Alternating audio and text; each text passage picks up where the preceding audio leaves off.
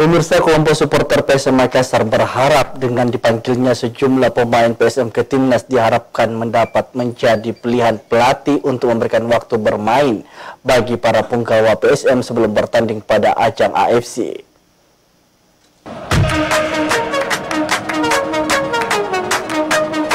Jelang jadwal kompetisi pramusim FIFA Matchday Juni mendatang, sejumlah pemain PSM Makassar menjadi pilihan Shin Tae-yong untuk memperkuat timnas.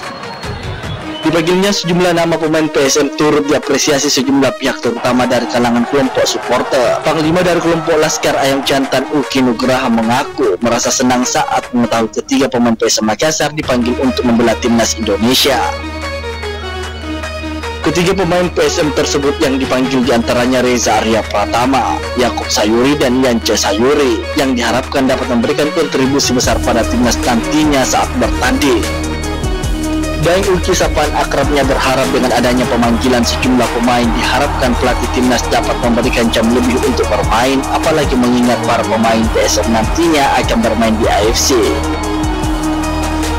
Apalagi dengan melihat performa Reza pada Liga kemarin memiliki kebobolan paling sedikit, serta Yaakob Sayuri dan Yance Sayuri andalan lini serang PSM diharapkan menjadi andalan bagi timnas.